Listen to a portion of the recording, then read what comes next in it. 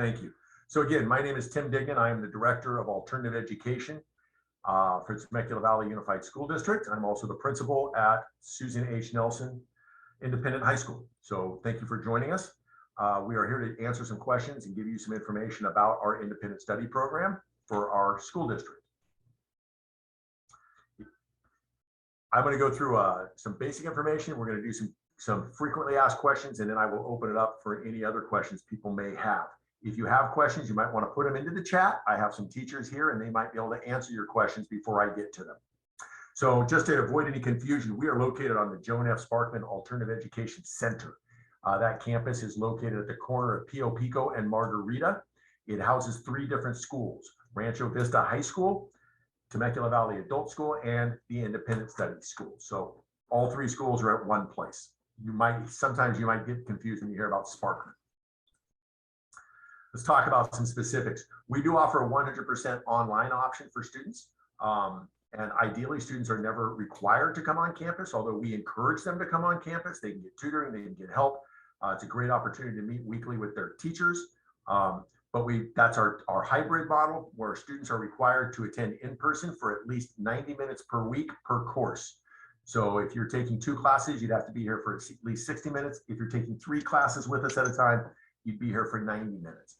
But that's typically where students are doing assessments, taking tests, meeting with their supervising teachers, and they're always welcome to come more than that, but that would be the minimum. We do offer a concurrent enrollment option where you can be a student with us and taking classes with us, but also going back to a traditional high school and taking 1 or 2 classes there. You are limited in the selection of courses you can do back at the other schools, but you can take any of their CTE courses, any of their VAPA, visual and performing arts classes. If you were in band or choir, for example, you can take junior ROTC, and you can take athletic PE if you qualify for one of their athletic PE classes. So that is available to our students as well. Typically, our students at the end of the semester would have completed 6 classes. So you could take 5 classes with us during that semester and then go back over to the other schools and take the 1. You would be required to show up on their campus every day for that 1 class. You're allowed to take up to 2, but that's dependent on their master's schedule. If you're trying to take a CTE class in automotive over there, and it's offered only 5th period, and the other class you want is an art class or a choir class, and it's only offered 2nd period, you can't take a 2nd and a 5th period class. The classes have to be back to back in their master's schedule. So that is a restriction to that. So when you come up to the door here, you'll see a variety of doors as you walk up, and the one you'd be looking for is Susan H. Nelson High School. And you will meet this wonderful lady. She is Wonder Woman. We cannot be saying enough positive things about Miss Dixon. Miss Gloria, she runs the show here. She is our site secretary, so she will welcome you and answer any questions you may have. Plexiglass is gone. That's all off of our desk now. We're very excited about that. But we have some individual classrooms where teachers have office space in them. We also have one large area that our Temecula Advantage Virtual School for the kids who are doing classes through Apex meet there. Again, plexiglass is gone and it looks a little bit different, but we do have that very large double room. Great opportunity for kids to spend a little time talking to each other and socializing.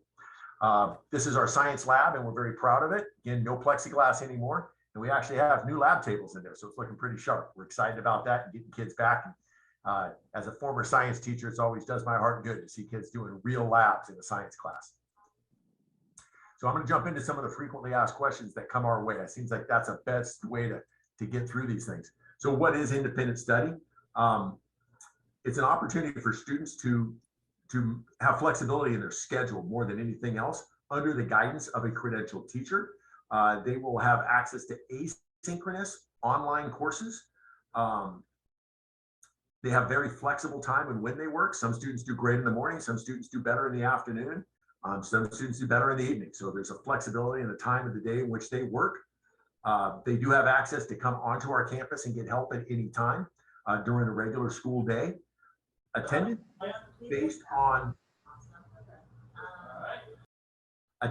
is based on work completion, not your participation. And that's very different than what you might find at a traditional school. So we our attendance is calculated by how much work a student gets done. So very important that students are keeping up with their work. They do need to meet, like I said, with their supervising teacher in minimum of 30 minutes per week per course that they are taking. Are our classes A through G? Yes, they are. We have them in all the core subject areas. We also offer diploma-only classes, so less rigorous, less demanding, not A through G level, but certainly can help a student earn a diploma in those subject areas. We have a wide variety of elective options. And again, you can also take some electives back at your high schools if you wanted to do that. Obviously, we can't offer auto shop, culinary, we don't offer engineering, but you can go back to your other schools and take those as well. We have a wide variety of AP courses. We do offer a CTE pathway in business and finance that nobody else in the district offers. So we're very proud of that and excited about that. We've already talked about those other classes that you can take it back at your home schools. Our courses are delivered asynchronously. So we're not going to sit in a, like last year's online, we're not lecturing to you in a class. Material can be through Apex. It could be through another online program like an Edgenuity or an Edmentum or Odyssey-ware. You may be working on packets out of textbooks. There's a wide variety of ways that we can engage students and they can demonstrate their knowledge of the subject area to us.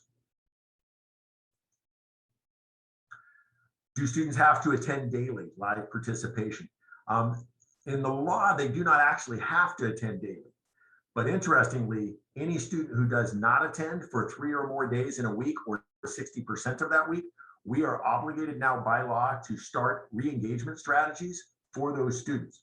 The first step in that strategy is going to be to notify the parents that their son or daughter has not participated for 3 or more days in the past week.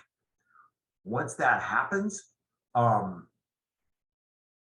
the student may be doing great. We're going to take a look at them academically, and even though they're not checking in with us every day, they're still getting all their work done. They're doing great on their tests.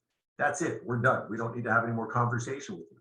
However, we are also going to look at that student, and if that student isn't doing so well, we're going to move into the next steps of our strategies. And it may get to the place where we're going to request a parent-teacher meeting along with the pupil, so we can try to support them and find out what's going on and what extra help do they need.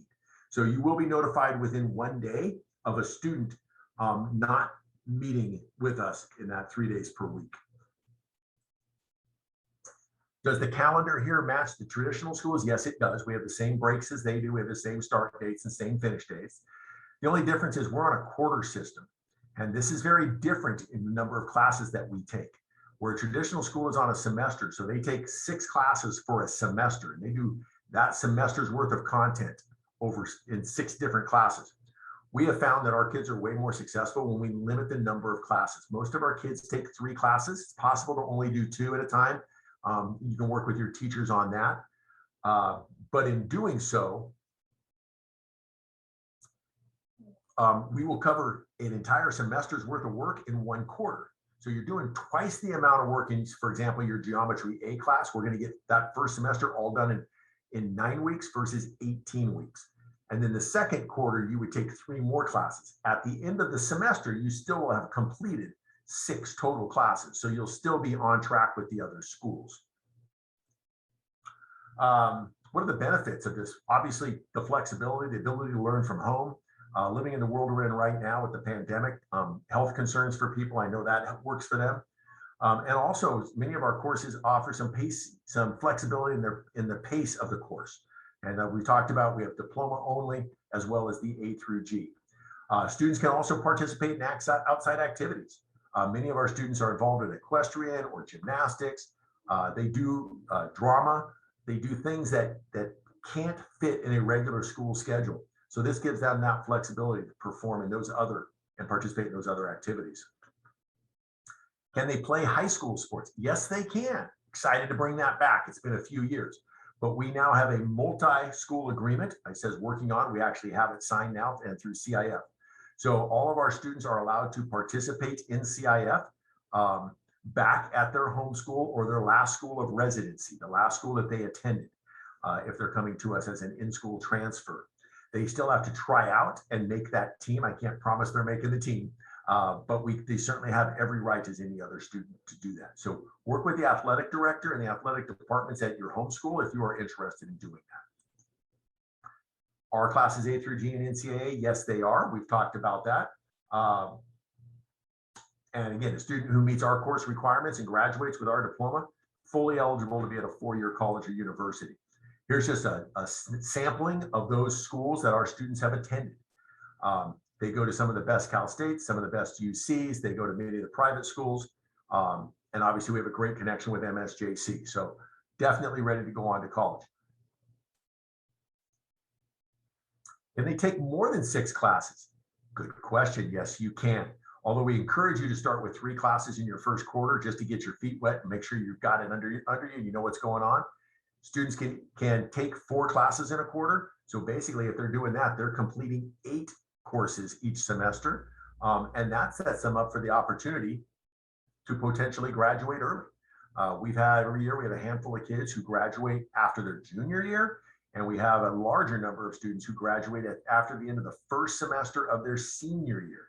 And there are some real advantages to that. In addition to getting to move on and pursue their goals, but many of our kids find out if they apply to colleges and universities, sometimes it's easier to get in for the second semester than it was for the first semester. They don't have nearly as many applicants.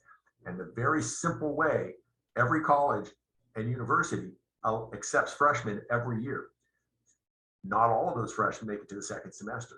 Those freshmen need to be replaced. They have empty seats. They've already paid for the staff. They need to backfill those seats.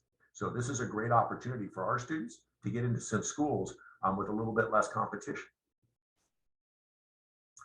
If students want to transfer back to their home high school, will they be able to? Yes, they are. In fact, there's a new law out that says that within 5 days, 5 school days, we have to allow a student to transfer back. And we will absolutely follow that rule. I will, however, tell you that I don't advise it. You have the right to do it, but I'm not sure it's in you or your student's best interest to try to transfer back in the middle. Remember, even if you transferred back at the end of the first quarter, you would have fully completed 3 classes with us, 3 semester courses. You don't need to go back into those classes. You're already done with them. So you would be put into 6 classes at the traditional school that you haven't even started yet. And so I think that would be very problematic. We would highly recommend that students wanting to transfer try to wait until the semesters to make that transfer. But again, you have the right to transfer at any point you want, and we will abide by that. Are there any other online options for high school students? Not in our district. We are it. 9th through 12th is with us. TK through 8th grade is with the Home Instead Independent Study Program. So we are it in our district. How about what's the student's responsibility? That's a great question. Although it's available to all, it's not necessarily a great fit for all students. It does require self-discipline and a willingness to advocate for your learning needs.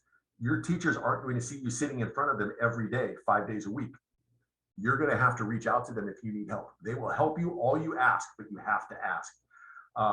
They're going to need to keep track of their courses, their assignments. So much of this is done digitally now, but it's really incumbent on the students to help with that. Students are required to report, like I said, to a supervising teacher a minimum of 90 minutes per week. They should anticipate that each class they're taking would be about 10 hours of work per week. So if you're taking 3 classes, on average, each class is 10 hours, so that's about 30 hours a week. That corresponds to the 30 hours that you would spend at a traditional high school if you were taking 6 classes there 5 days a week.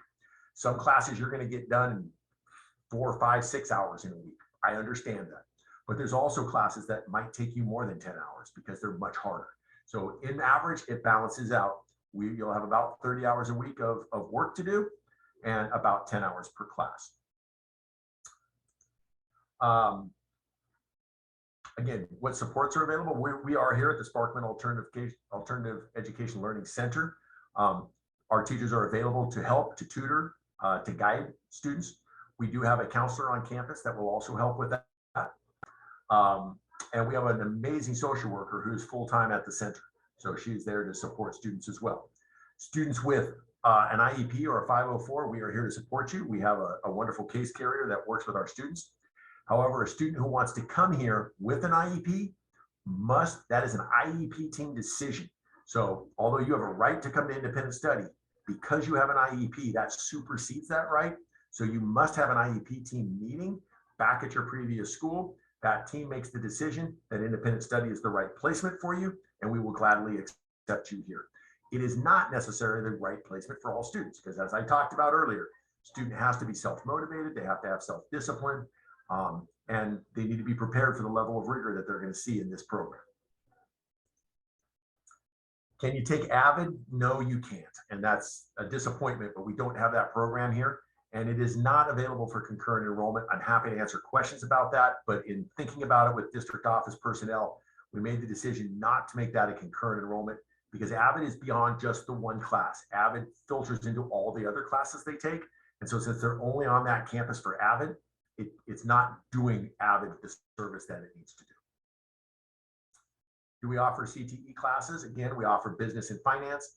And again, students can go back to their previous schools and do concurrent enrollment there. Do we offer IB? We do not. The only school in the district that offers IB classes is Great Oak High School. We do offer a wide variety of AP classes, however, and our students are always encouraged to take those.